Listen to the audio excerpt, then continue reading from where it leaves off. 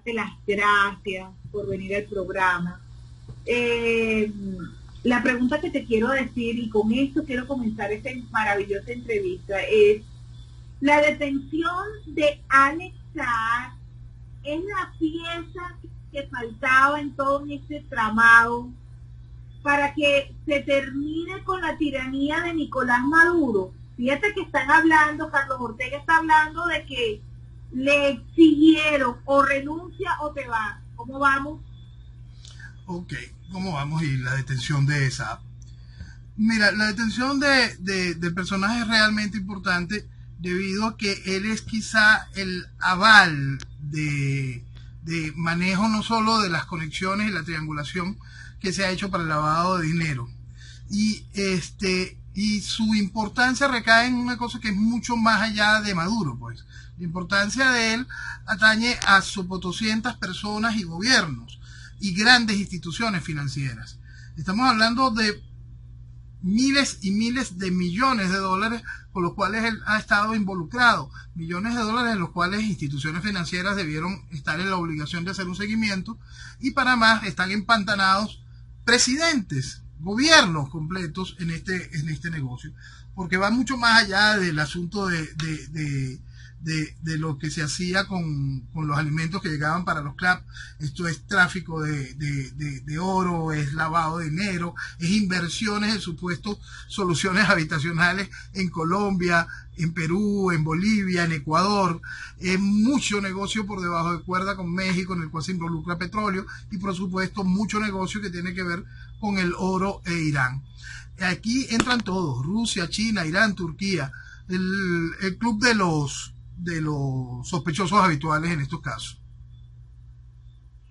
Ok, pero yo lo que quiero, entre otras cosas, que me conteste: ¿en la detención de Alex Saab será suficiente como para que Maduro diga, bueno, me entrego? No. O diga, bueno, a mí qué me importa que el tipo lo agarraron, me voy a quedar aquí igual. ¿Qué es lo que va a cambiar? ¿Qué es lo que cambia? Cambia una careta que quizá esa pueda hacer que la revolución se ponga más activa en la búsqueda del aumento del caos que el mundo está viviendo. ¿Qué es lo que sucede?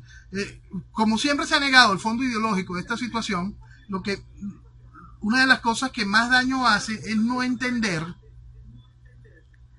que esto es un proceso revolucionario y que la revolución está en todas partes del planeta. Es grande, es eficiente y funciona realmente bien. ¿Pero tú crees que eso sea suficiente? Para salir de Maduro, no. Por eso es que es importante entender eso. La revolución trabaja bien. La revolución tiene sus contactos. La revolución no es algo que nació aquí en Caracas ni nada de esto. Nosotros, bueno, en 1998 yo definí que Venezuela entraba en un proceso revolucionario, neocomunista, fundamentalista. Es decir, en el análisis lo primero que está es el soporte ideológico, y se sostiene el link, el enlace a lo que son las revoluciones en la actualidad, al concepto revolucionario vigente en nuestros tiempos. Y el concepto revolucionario es el proceso fundamentalista islámico. Okay. Ese proceso tiene invadida Europa, tiene penetrado los Estados Unidos y está haciendo de Venezuela su cabeza de playa en una guerra contra Occidente. Si nosotros tomamos esa realidad y tomamos la foto chiquitica de lo que significa el caso Saab en esa fotografía gigantesca, es eso, es una cosa chiquitica en esta cosa grandotota. Ahora, esa cosa chiquitita es una tuerca fundamental en un grandísimo engranaje. Si se logra sacar la tuerca a tiempo, el primer problema es el gran desastre económico. La cantidad de miles de millones de dólares que quedan en el aire y que no hay cómo reconectarlos sin la presencia de él.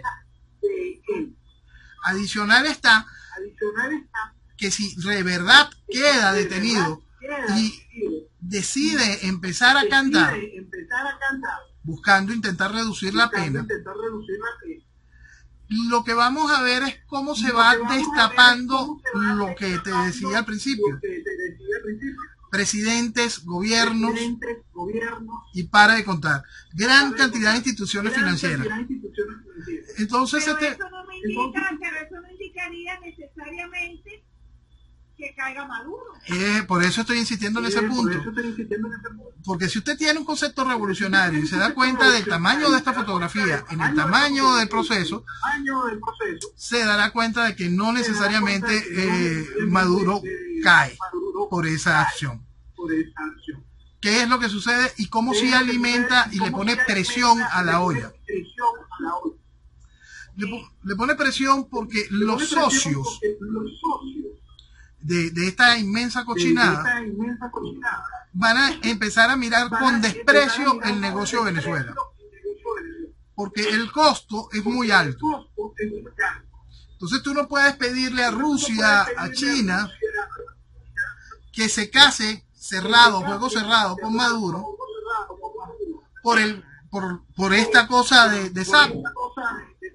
Entonces cuando Maduro empiece a perder de verdad esos soportes, ese veto en el Consejo de Seguridad de Naciones Unidas, cuando Maduro empiece a perder esos espacios, ahí sí podremos hablar de que sí va eso a afectar la caída de Nicolás Maduro. Pero mientras pueda manejarlo sin salpicar a aquellos dos grandes, esto será una confesión más.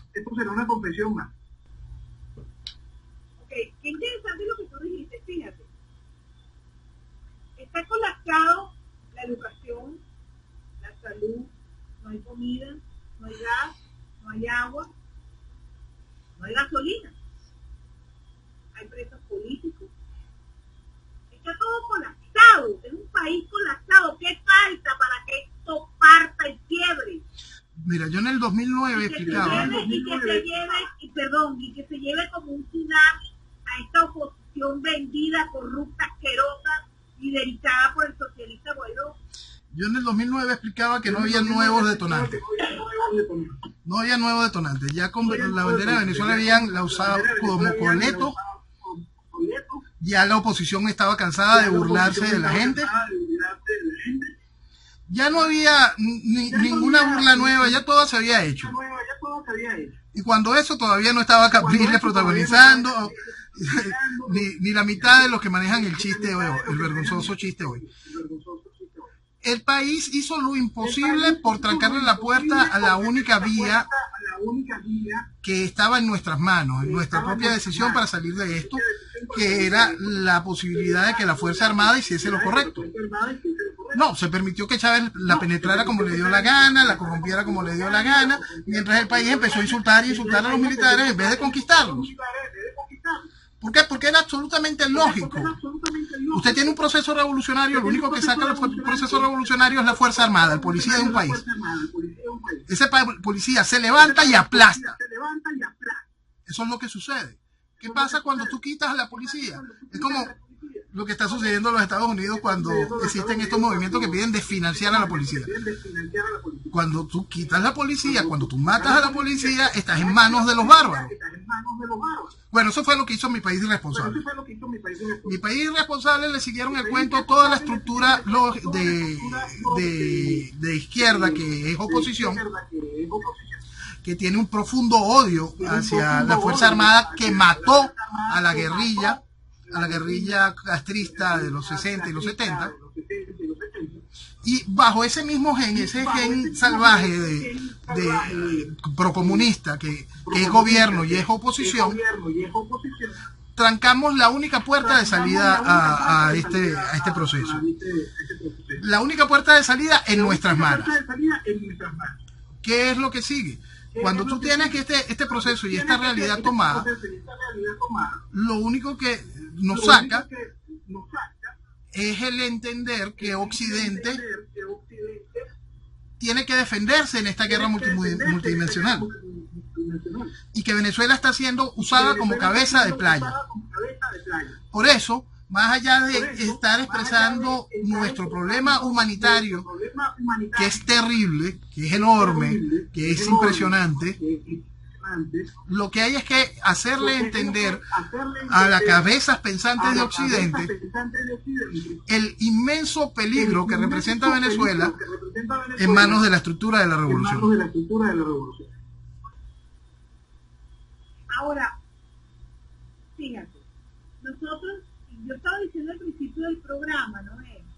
Que la comunidad internacional sabía que eran los malos por la dictadura y dónde estaban. Que los venezolanos de adentro sabían el problema porque lo viven, como tú, todos los días. Y los venezolanos de afuera saben el problema porque lo denunciaron, como en políticamente hablando, y otros, evidentemente, y otros programas de televisión a nivel internacional, no solamente en Estados Unidos. Porque no, todavía nadie, y quizás es una pregunta que quiero que me conteste, nadie me dice por qué todas estas fuerzas que saben dónde están los malos y cómo se llaman, no terminan de quebrar a esta dictadura. Bueno, principalmente por culpa y responsabilidad absoluta de los venezolanos. Mira, los venezolanos se han apegado a ese librito ridículo que es la Constitución y lo han convertido en dogma de fe. Los venezolanos le han dado la representación, su voz, a los camaradas del gobierno. Es decir, a eso que llaman oposición. Esa oposición que va a los Estados Unidos y se dice somos venezolanos con Biden. Esa oposición que es incapaz de entender el problema real que está viviendo el país. Más allá del colaboracionismo directo, el cual es evidente, es asqueroso, es sorprendente, el país debería empezar a pensar desde hace muchísimo tiempo, cuando se encuentra con ese liderazgo político, académico, cultural, comunicacional, incluyendo el religioso, párelos un segundito y pregúntale, mira, ¿qué tanto interés tiene Irán en Venezuela? ¿Desde cuándo son las conexiones de esto? ¿Por qué el proceso político es de esta manera? ¿Por qué viene este proceso de odio a los Estados Unidos cuando es nuestro principal cliente? Cuando es el único que paga en efectivo nuestro principal producto. ¿Por qué la realidad política del país siempre ha estado enfrascada en el socialismo y nunca hacia el desarrollo de la libertad económica? Cuando alguno de esos infelices le dé una respuesta lógica sobre eso, sepárelo y examínelo bien. Y empieza a culparlo porque él no dijo nada durante todos estos años. Simplemente ayudó para que esto fuese así. Y eso es algo que todo el país tiene que terminar de entender. Ninguno de ellos ha hecho lo mínimo posible por sacar a Venezuela de esta desgracia. Han hecho lo imposible porque estemos aquí. Entonces, cuando internacionalmente llevan esa voz con la representación del venezolano, no importa que tú tengas la dirección de los malos, no importa que tú tengas la confesión de los malos, tienes un país que le sigue dando la representación a los socios, a los abogados y a todos los que aman a los malos. Entonces, ¿qué puedes hacer con eso? Es que ese es el punto.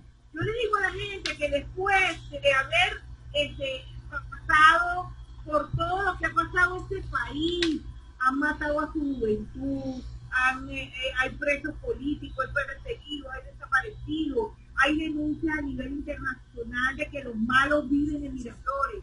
El colombiano está sentenciado por el Tribunal Supremo de Justicia a 18 años y 3 meses por ladrón. Tenemos 2 presidentes, 3 asambleas nacionales, y lo recibe en la OEA al mentiroso de José García y al corrupto traidor de Luis Parra. O sea, Dios mío, es una cosa totalmente dibujada en los libros de historia. Nunca ha habido nada parecido a lo que hay en Venezuela.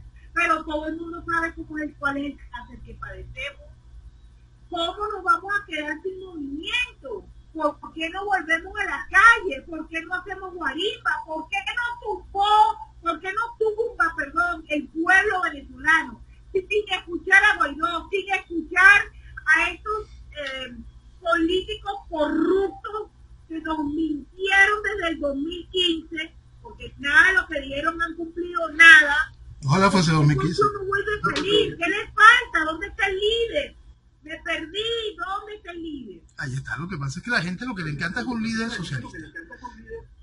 La gente le encanta la mediocridad. Y es una realidad. Mira, es un país que le pusieron de líder a Manuel Rosales y lo aplaudieron. Le pusieron una cosa como Capriles, cosa como Leopoldo López, algo como Guiado, y lo aplaudieron. El problema es que el país no quiere entender su realidad.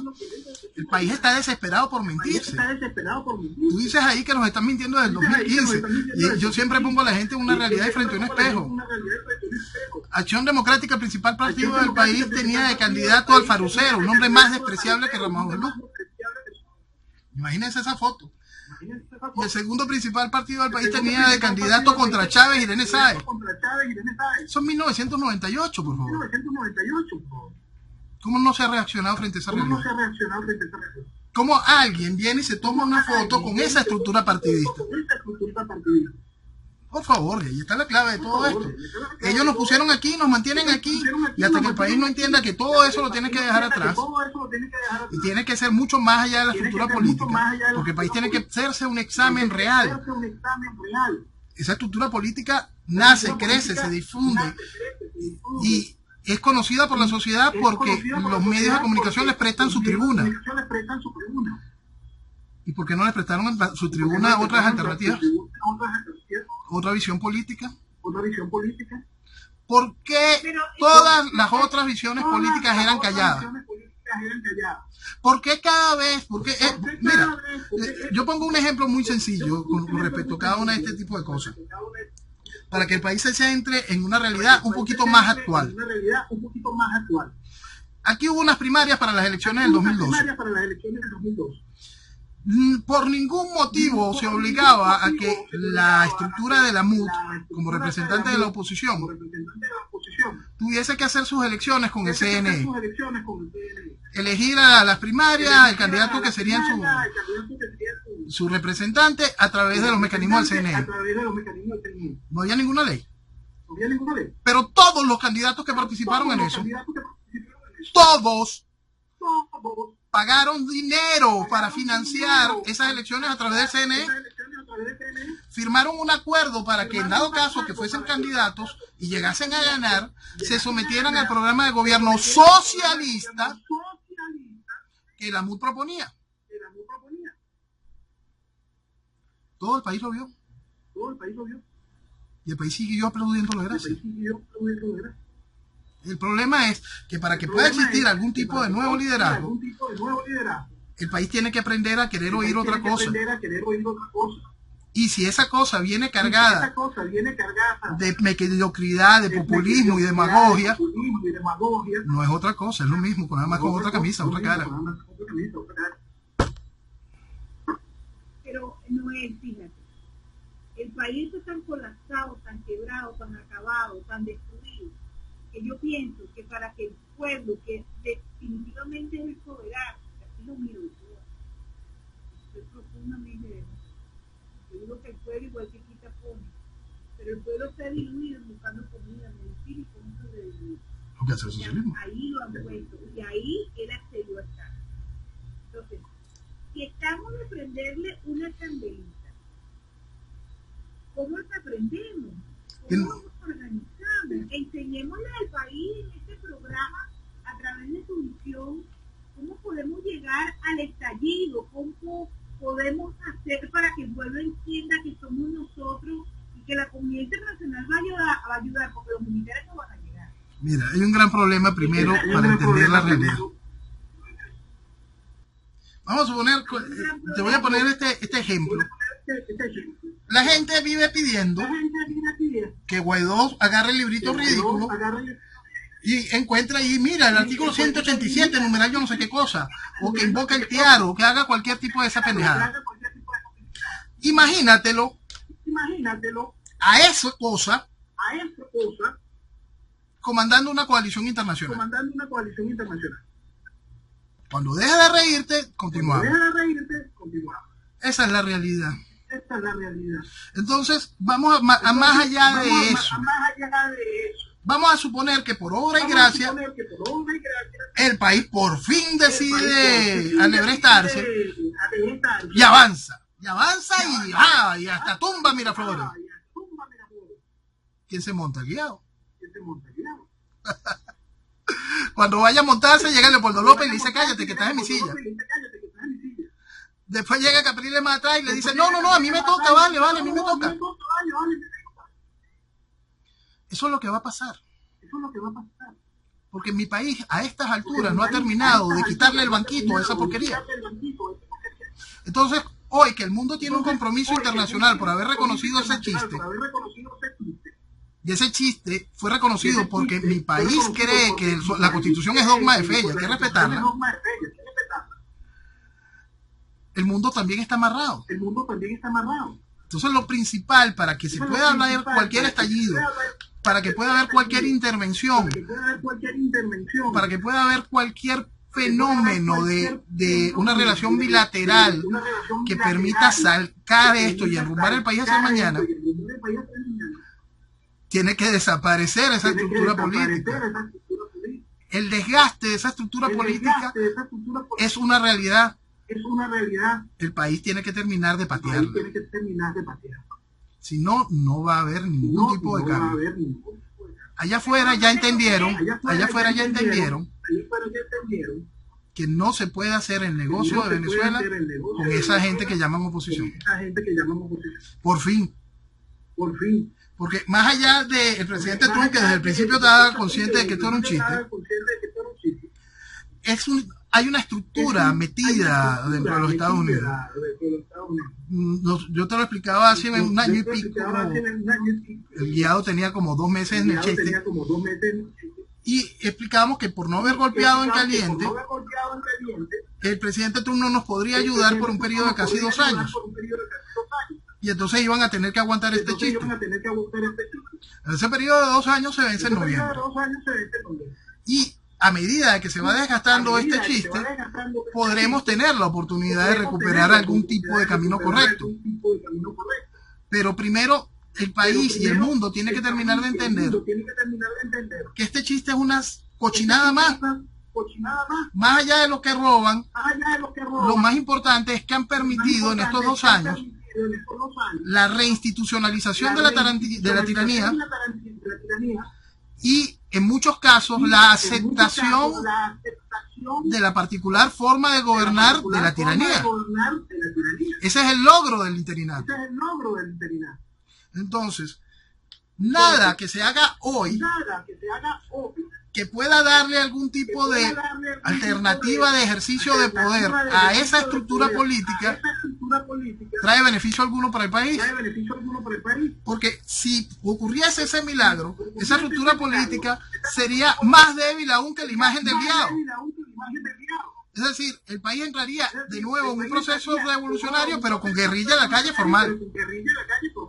¿Por qué? Porque tú no puedes, porque ese es el principal problema del país. No entender la debilidad intrínseca de cualquier pendejo que venga hablándote de democracia frente a la realidad de la tiranía impuesta en el país. Venezuela entró en una espiral de destrucción que si no se detiene, como se detiene en todo este tipo de fenómenos, en la historia, simplemente es un destruyendo, hasta que el país implosiona. Y no implosiona en pro de su libertad, sino implosiona para seguir en destrucción. Implosionará para poder conseguir comida y todo lo demás. Ni siquiera porque no la va a ver. Simplemente es para saquear, destrozar, matar. El socialismo animaliza y ha hecho su trabajo. Quien creera que eso se puede arreglar, porque sí, no es más que un colaboracionista o un idiota. Voy a hacer una pregunta. Los Estados Unidos ha hecho mucho por Venezuela. Mucho. Inclusive, yo creo que sigue el mismo patrón que han usado con Cuba durante 60 años. Y es verdad, yo pienso que después de las declaraciones de Trump, mirar al presidente Trump, bueno, ¿y a quién le entrego? Que ese muchacho es un muchacho y le quedó grande vengo diciendo, tú lo vienes diciendo, lo dice todo el mundo, me dice, bueno, esto es lo que hay. Pero yo digo, ¿por qué nos tenemos que acostumbrar a decir, eso es lo que hay, no podemos hacer más nada? ¿Y por qué no cogemos una segunda opción? Durante mucho tiempo, mucha gente buena para poder restaurar el país. Durante mucho tiempo el país se adormeció en base a los cantos de sirena que salían por los medios de comunicación. Hace poco yo hice una encuesta, mentira, hace casi un año, y le preguntaba a la gente, ¿usted cree que Globovisión se puso a hacer daño al país desde los tiempos de Aló Ciudadano y Buenas Noches o los tiempos o desde que llegó Corrín? Y el 70% dijo que desde que llegó Corrín. Esa es una muestra impresionante de que este país no entiende cómo ha sido manipulado. Entonces, cuando tú tienes ese referente, cuando es un país que se niega, que quiere mentirse, que quiere seguir bebiendo de los que nos han embrujado, de los que nos han mentido de manera descarada todos estos años, el problema continuará. Pero es que fíjate, hablando de Globovisión, hubo un líder de Globovisión que decía que Alex Saad lo habían puesto libre. Entonces yo dije, y salió Castro Ocampo diciendo que eso no era verdad, que él seguía detenido y que había unas posibilidades muy altas de que ese señor se iban a extraditar para los Estados Unidos, que no les iba a volver a pasar lo que les pasó con el Pollo Carvajal en Aruba. Entonces, yo digo, ¿verdad?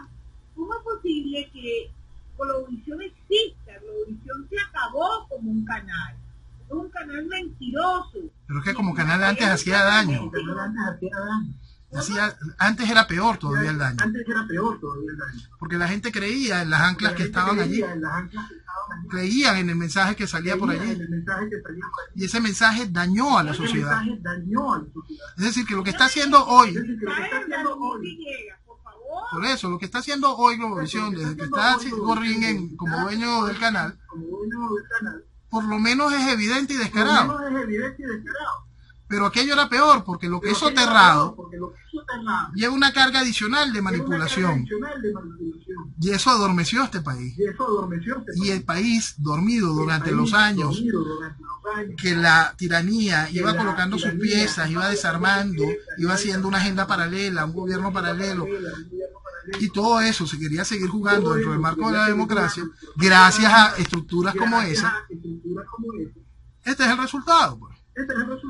Entonces es el país el problema en ese sentido, es el ciudadano que no quiere dejar de mentirse y está dispuesto a caer en cualquier otra mentira antes de enfrentar la verdad, que eso es algo muy triste y tiene que preocuparnos muchísimo, porque este comportamiento de veleta hace que el país no termina de entenderlo, porque quien termina de despertar y comprende el primer punto, esta tiranía no va a abandonar el poder, hay que arrebatárselo. De repente cree que lo puede arrebatar el poder cualquiera de esos personajes que salen ahí. Entonces, ¿a dónde se llega? Esto no van a entregar el poder. Así que tú dices que lo que dice Carlos Ortega, por ejemplo, no tiene ni pies ni cabeza. Mira, no es que no tenga ni pies ni cabeza. El régimen está caído desde el día primero que se montó en el poder. Así cualquier gobierno. Todos. El asunto es cuándo se decide extraerlo. ¿Tú crees que es la primera vez que se conversa o que le ponen una pistola a Maduro? ¿Cuántas veces le pusieron una pistola a la cabeza a Chávez en ese sentido? Lo que pasa es que ambos están conscientes de que están dentro del marco de un proceso revolucionario.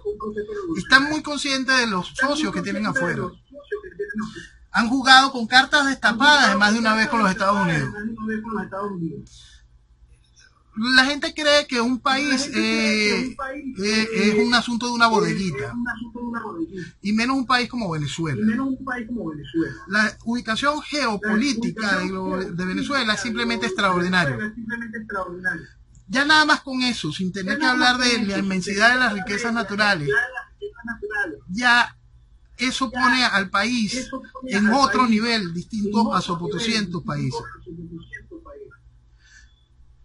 eso no es entendido por la dirigencia política, la dirigencia política común, la dirigencia política inteligente, la que hace las negociaciones, sí sabe lo que están haciendo. Pero el país sigue creyendo en esa mentira, pues, y lamentablemente está obligado a sobrevivir. Estamos obligados todo el tiempo a ver cómo se come, cómo se bebe agua, frente a esa realidad es muy difícil pensar. Y cuando tienes adicional a esa estructura comunicacional llenando la cabeza de la gente de porquería, ese es el resultado. La pregunta sería, ¿tenemos esperanza? Claro que sí. ¿O tú visualizas a Venezuela con su descanso? Mira, la esperanza está, pero eso es lo mismo, como te digo ahorita, de que el gobierno está caído desde el primer día. La esperanza está allí, el asunto es hacer lo correcto para que la esperanza venga, se haga realidad. Lo gracioso de todo esto es que la esperanza de Venezuela es Venezuela. Lo que vale Venezuela. Si nosotros entendremos lo que vale Venezuela, comprenderemos el tamaño de la traición y podremos afinar el camino correcto para poder entender cómo recuperarla. Lo primero a entender en eso es el derecho natural. El derecho natural no es legislable. Entonces quítense del cassette ese asunto de que la Constitución. Esta es la Constitución número 26 en esta república de 200 años, por favor. Eso tienen que explicárselo al mundo, porque un país serio como los Estados Unidos tiene su primera Constitución. Y por supuesto, para ellos eso sí es dogma de fe. Esta es la número 26, ajustada como traje a cada una de las necesidades de los tiempos. Dígame esta barbaridad que no tiene ni siquiera bicameralidad. Y todavía vienen a defenderla. Y que nosotros tenemos un Tribunal Supremo con 32 magistrados. Una constitución de 350 artículos. Es un reglamento de tránsito, ¿vale? Entonces hace mucho tiempo que nosotros somos una vergüenza en ese sentido. Entonces el punto principal para entender esto es que la respuesta principal para poder recuperar esa esperanza se basa en tener un mínimo de criterio serio frente a la realidad. El país está en manos de una tiranía comunista, dentro de un proceso revolucionario internacional que está en guerra contra Occidente.